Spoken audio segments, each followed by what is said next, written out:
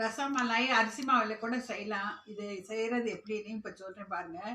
இந்த 2 கப் அரிசி மாவு எடுத்து பவுலில் எடுத்து வச்சுருக்கேன்.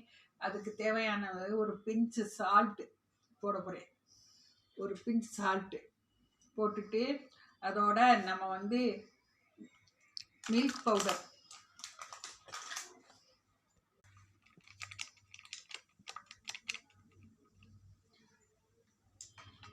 அதோட கொஞ்சோண்டு ஆரஞ்சு ஃபுல் கடை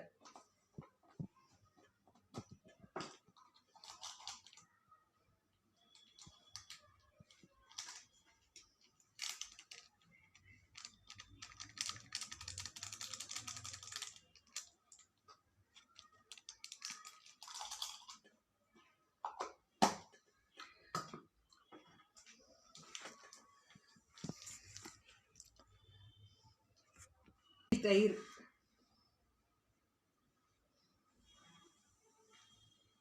இது பனியார மாவு மாதிரி கலந்துக்கணும்.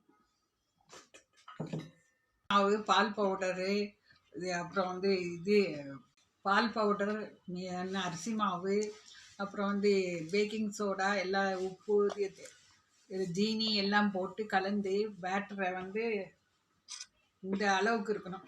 பனியார சட்டியில் போடுறதுக்கு போட்டு நம்ம பேக் பண்ண ஆவியில் இட்லி வேகிற மாதிரி வேக வச்சு இந்த பாலில் நல்ல பால் சுட வச்சு அதில் வந்து இந்த பனியார மாதிரி அந்த இது பனியாரத்தெல்லாம் எடுத்து பாலில் ஊறப்பட சாப்பிட்டா ரசமலாய் மாதிரி டேஸ்ட்டாக இருக்கும்.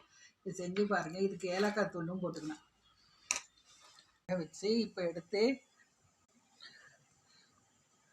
மாவை வந்து இந்த மாதிரி பேட்டராக கெட்டியாக இந்த அளவுக்கு பனியார மாவு மாதிரி இப்படி கலந்துக்கணும். என்னென்ன போட்டிருக்கேன்னா அரிசி மாவு, மில்க் பவுட்ரு, சோடா உப்பு, தயிர், பால், ஏலக்காய் தூள் எல்லாம் போட்டு கலந்து பேட்டராக நான் எடுத்து வச்சுருக்கேன். இது அந்த இது பனியாரக்கல்லில் வந்து இட்லி கொப்பரையில் பனியாரக்கல்லை வச்சு வேக வச்சு எடுத்து இப்போ வச்சுருக்கேன்.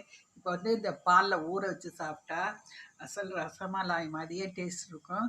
செஞ்சு பாருங்கள். குழந்தைங்களும் விரும்பி சாப்பிட்டா ஈவினிங்கில் குழந்தைங்க ஸ்கூல் விட்டு வரும்போது இந்த மாதிரி ஹெல்த்தியான பணியாரங்களுக்கு நம்ம வந்து செஞ்சு கொடுத்து அவங்கள அதை சந்தோஷப்படுத்தலாம். இந்த மாதிரி செஞ்சு பார்த்து ஷேர் பண்ணுங்கள். எங்கள் சேனலுக்கு சப்ஸ்கிரைப் பண்ணுங்கள். குழந்தைகளுக்கு கொடுத்தா நல்லா சாஃப்டாக இருக்குது. இந்த பாருங்கள் இட்லி மாதிரி இந்த நல்லா சாஃப்டாக இருக்குது. சாப்பிட்ட வந்து நல்லாயிருக்கும். இது செஞ்சு பாருங்கள். ஒவ்வொரு பணியாரங்களையும் பாலில் ஊற வச்சு டேஸ்ட்டாக இருக்கும்.